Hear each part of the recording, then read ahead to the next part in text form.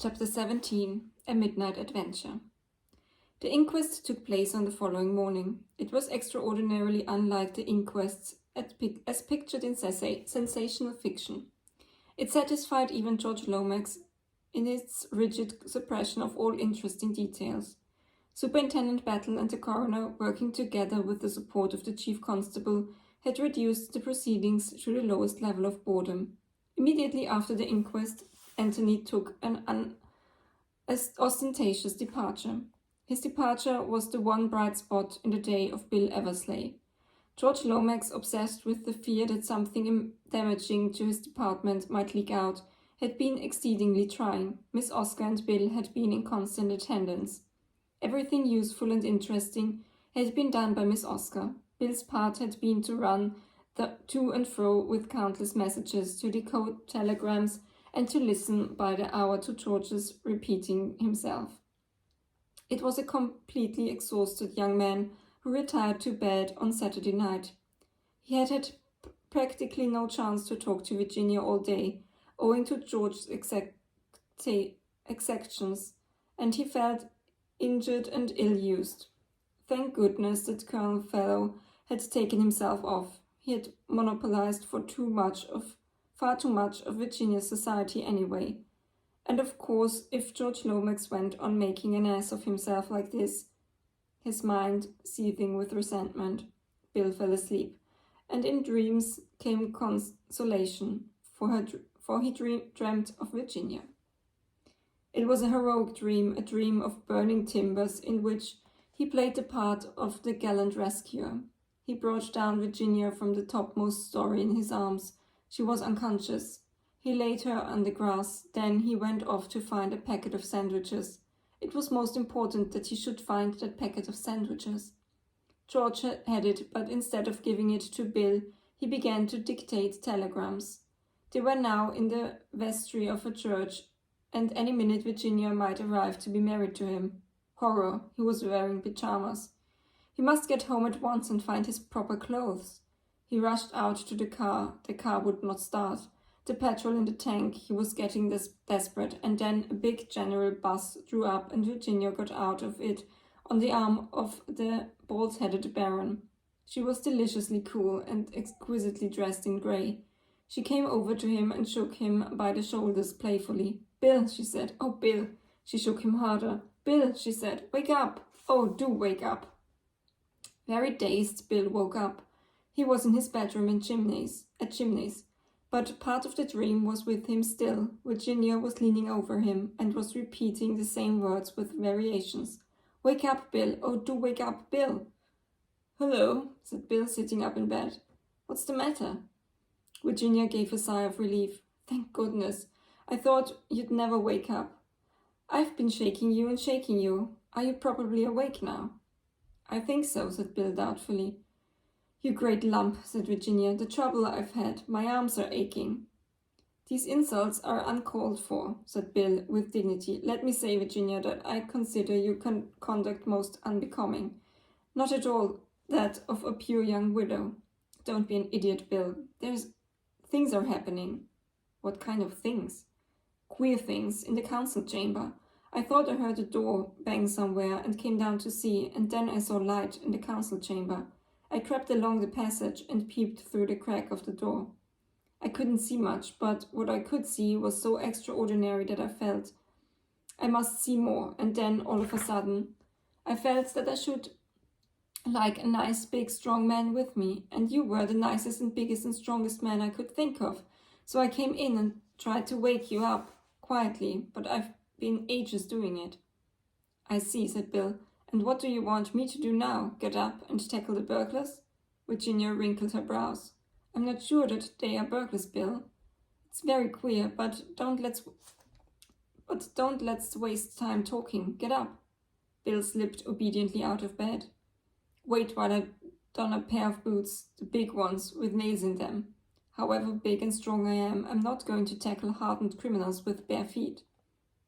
"I like your pajamas, Bill," said Virginia dreamily. "Brightness without vulgarity." "While we're on the subject," remarked Bill, reaching for his second boot, "I like that thing-gummy bob of yours." It's a pretty shade of green. What do you call it? It's not just a dressing gown, is it? It's a negligee, said Virginia. I'm glad you've led such a pure life, Bill. I haven't, said Bill indignantly. You've just betrayed the fact. You're very nice, Bill, and I like you. I dare say that tomorrow morning, say about 10 o'clock, a good safe hour for not unduly exciting the emotions, I might even kiss you. I always think these things are best carried out on the spur of the moment, suggested Bill. We've other fish to fry, said Virginia. If you don't want to put on a gas mask and a shirt of chainmail, shall we start? I'm ready, said Bill. He wriggled into a lurid silk dressing gown and picked up a poker. The orthodox weapon, he observed. Come on, said Virginia, and don't make a noise. They crept out of the room and along the corridor and then down the wide double staircase. Virginia frowned as they reached the bottom of it. Those boots of yours aren't exactly domes of silence, are they, Bill? Nails will be nails, said Bill. I'm doing my best. You will have to take them off, said Virginia firmly. Bill groaned. You can carry them in your hand. I want to see if you can make out what's going on in the council chamber. Bill, it's awfully mysterious. Why should burglars take a man in armor to pieces?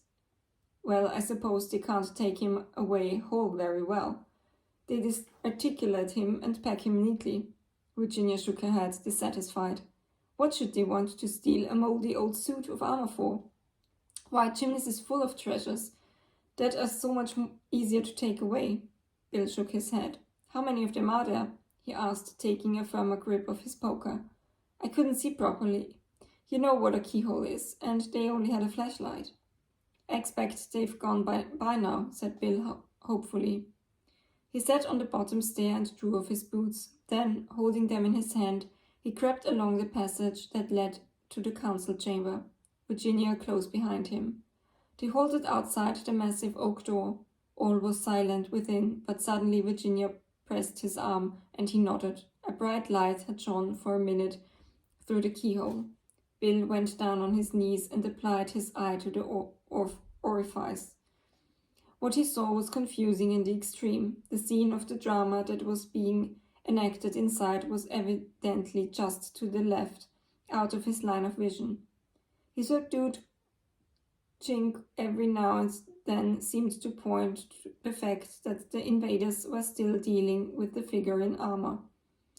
There were two of these, Bill remembered. They stood together by the wall just under the Holbein portrait. The light of the electronic torch was evidently being directed upon the operations in progress. It left the rest of the room nearly in darkness. Once a figure flitted across Bill's line of vision, but there was not sufficient light to distinguish anything about it. It might have been that of a man or a woman.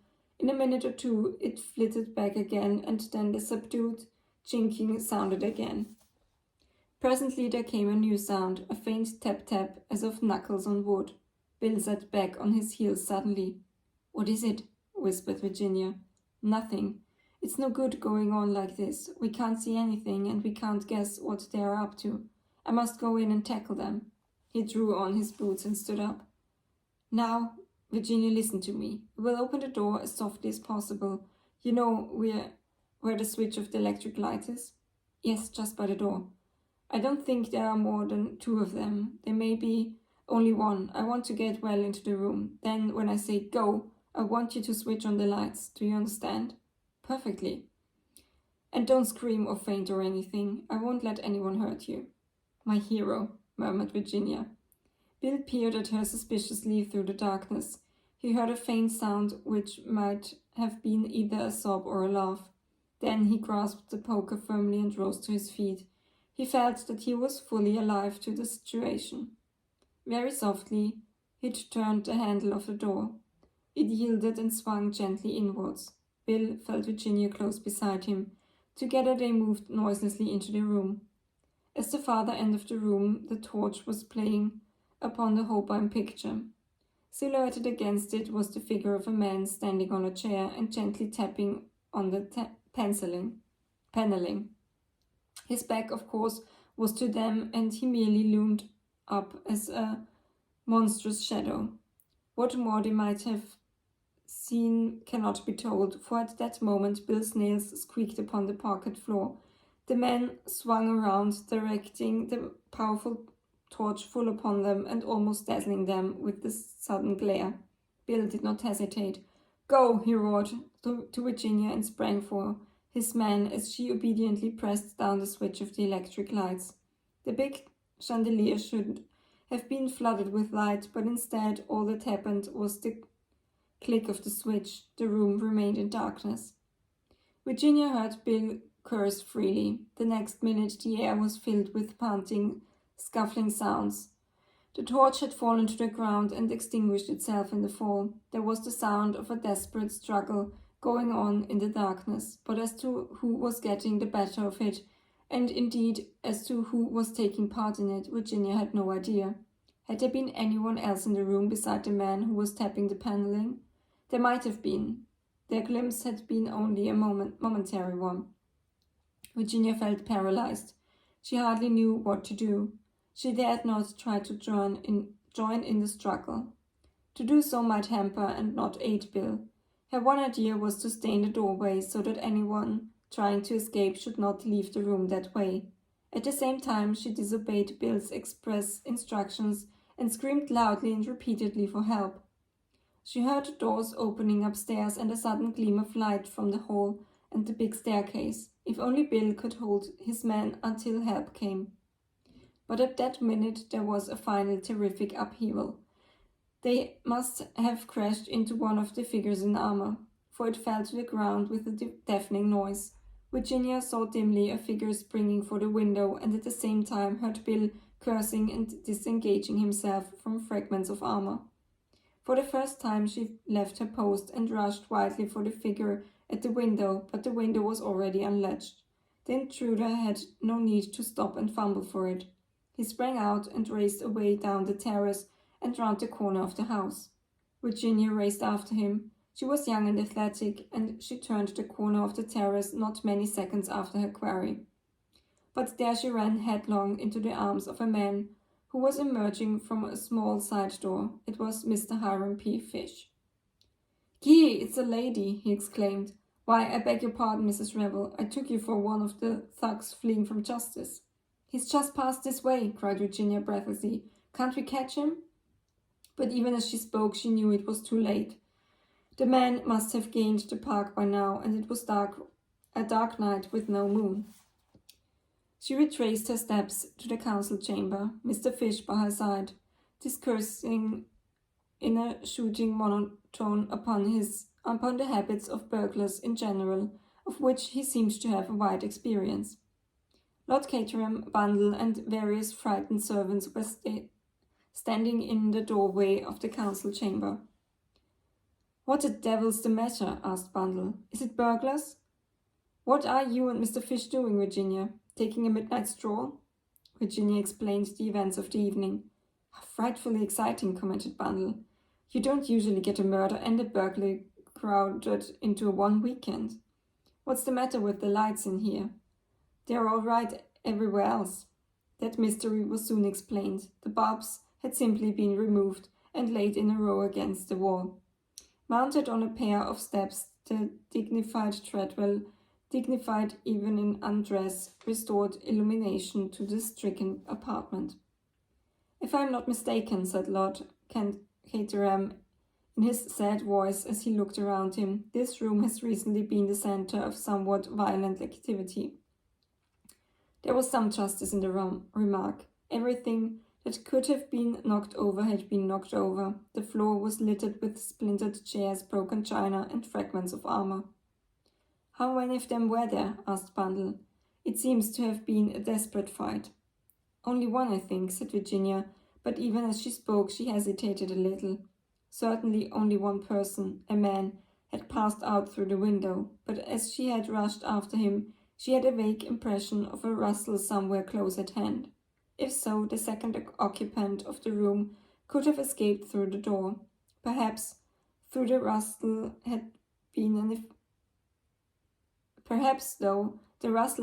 an effect of her own imagination. Bill appeared suddenly at the window. He was out of breath and panting hard. "Damn the fellow!" he exclaimed wrathfully. He's escaped. I've been hunting all over the place, not a sign of him. Cheer up, Bill, said Virginia. Better luck next time. Well, said Lord Caterham, what do you think we'd better do now? Go back to bed. I can't get hold of Bedworthy at this time of night. Treadwell, you know the sort of thing that's necessary. Just see to it, will you? Very good, my lord. With a sigh of relief, Lord Caterham prepared to retreat. That beggar. Isaac Stein sleeps soundly, he remarked with a touch of envy. You'd have thought all this row would have brought him down. He looked across at Mr. Fish. You found time to dress, I see, he added. I flung on a few articles of clothing, yes, admitted the American. Very sensible of you, said Lord Caterham. Damned chilly things, pyjamas. He yawned. In a rather desperate mood, the house party retired to bed.